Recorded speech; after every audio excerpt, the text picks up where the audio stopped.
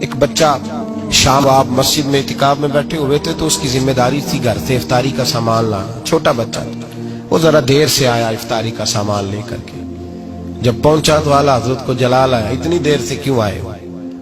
ایک تھپڑ اس کی گردن پہ دے مارا. اب لوگ کہتے ہیں مغرب ہو گئی, عشاء کا وقت آیا تو بے چینی کے ساتھ کبھی ادھر ٹہلتے ہیں کبھی ادھر ٹہلتے ہیں. بچہ خادم تھا, اس کی ماں زنان خانے میں خدمت کرتی تھی, والد بھی نوکری کرتے, خادم تھا, اکثر لاپرواہی کرتا تھا, بھول جاتا تھا.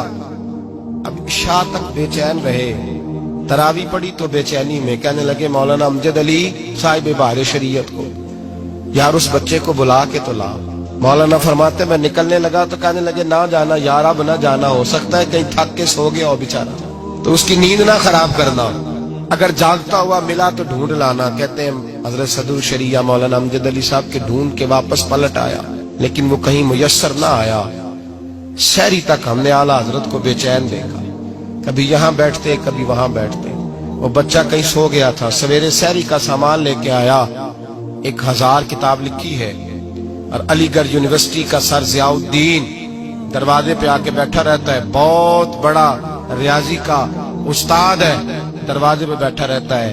نواب آف رامپور چٹھیاں لکھتے ہیں ایک دیدار کرا دو, نواب آف حیدرآباد دکن منتیں کرتے ہیں کہ ان سے کو 2 گھڑیاں ملاقات کا ٹائم دے دو. لیکن ایک بچہ غریب, اس کے لیے فاضل بریلوی درجنوں لوگ کھڑے تھے. جب وہ بچہ کھانا لے کے آیا تو گھٹنوں کے بال زمین پر اتحیات کی عالم میں گویا بیٹھ گئے. کہنے لگے بیٹے احمد رضا سے غلطی ہو گئی, کل تجھے تھپڑ دے مارا, اللہ کی رضا کے لیے معاف نہیں کر دیتا. اعتکاف میں جتنے لوگ بیٹھے تھے دھاڑے مار کے رونے لگے, اور بیٹے معاف کر دے, چل غلطی ہو گئی, بھول گیا تھا, معافی دے دے. اللہ اکبر.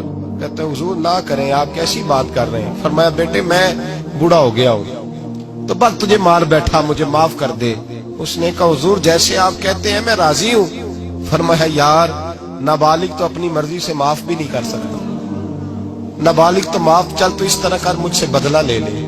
کہتا حضور میرے باپ نے بھی یہی نمک کھایا, دادے نے بھی نمک یہی کھایا, کیا کریں, آپ کیسی باتیں کر رہے ہیں؟ اعلیٰ حضرت فرمانے لگے تو باپ دادا کے نمک کا خیال کر, میں بھی تو اس مصطفیٰ کے دین کا خیال کروں گا نا جن کا میں نمک کھاتا ہوں, میں بھی تو خیال کروں گا نا, ان کی سنت معاف کر دے اللہ کی رضا کے لیے.